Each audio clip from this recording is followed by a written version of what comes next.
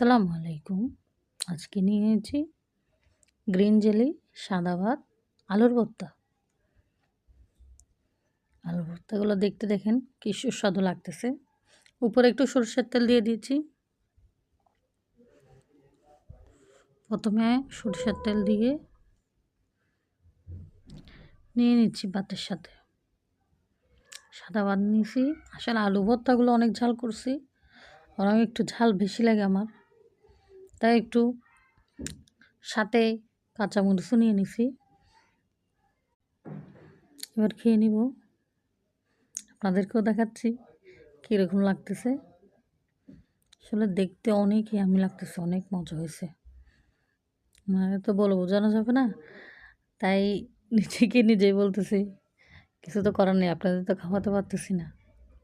আপনাদের তো যদি খাওয়াতে পারতাম তাইলে বুঝতে পারতেন মাশাআল্লাহ কতটা মজা হয়েছে। এখনকার কাঁচামরিচগুলো না তেমন একটা ঝাল নাই,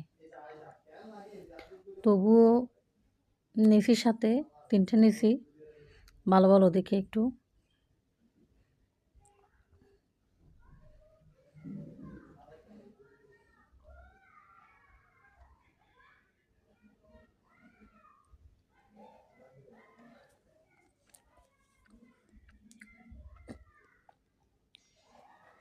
সাথে গরুর মাংস নিয়ে নিয়েছি, মেজবানি গরুর মাংস। দেখেন লোকটা কীরকম আসছে। আসলে এটা আমাদের এখানে 7 ডেজ রেস্টুরেন্ট থেকে নিয়ে আসা।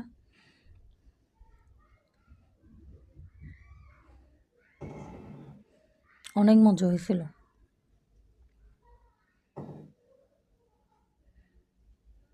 পার্সেল নিয়ে আসছে বাসায়।